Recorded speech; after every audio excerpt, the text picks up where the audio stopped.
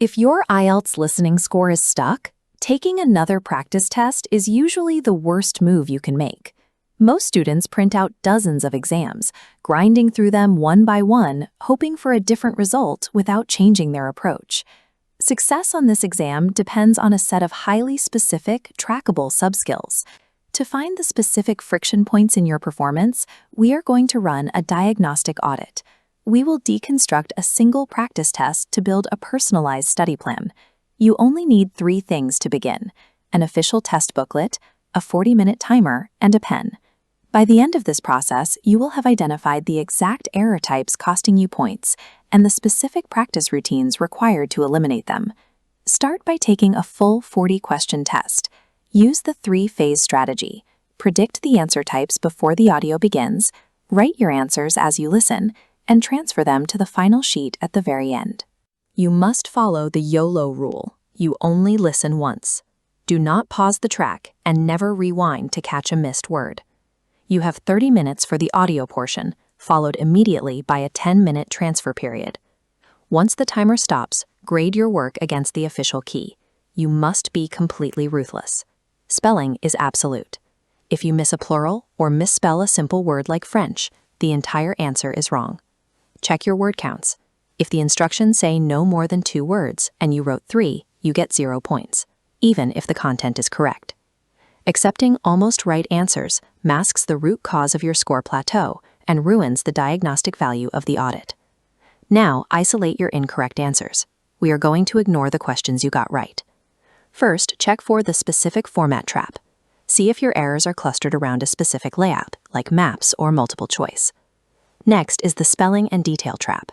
This is where you heard the correct information but failed on formatting, word counts, or a typo.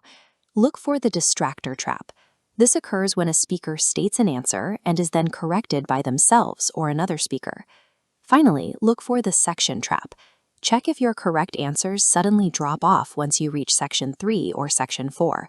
These sections are designed for higher difficulty.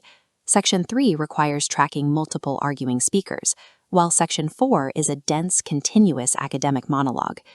Categorizing your errors like this transforms a generic low score into a targetable pattern of weakness. Write down a personalized action plan based specifically on the traps you identified. If Section 3 is the problem, stop taking full tests and practice listening to multi-speaker podcasts to build the skill of tracking different opinions simultaneously. If Section 4 is the hurdle, watch university lectures. Get used to academic vocabulary and the structural signpost language speakers use to move between ideas. For the distractor trap, practice the discipline of waiting for the speaker's final, confirmed statement before committing to an answer. If you are falling into the spelling and detail trap, start daily dictation practice with the NATO alphabet and confusing number pairs. Use the official audio scripts to verify accuracy. This allows you to see exactly how the test uses synonyms to paraphrase the information you heard. Just 1 single hour of targeted subskill practice is far more effective than 5 hours of endless blind testing. You have now translated a vague listening problem into a set of solvable mechanical issues. For the next 3 days, execute only your tailored subskill routine.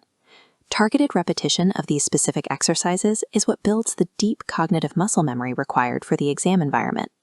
After 3 days of focused training, take a new official practice test to measure the elimination of those specific error types.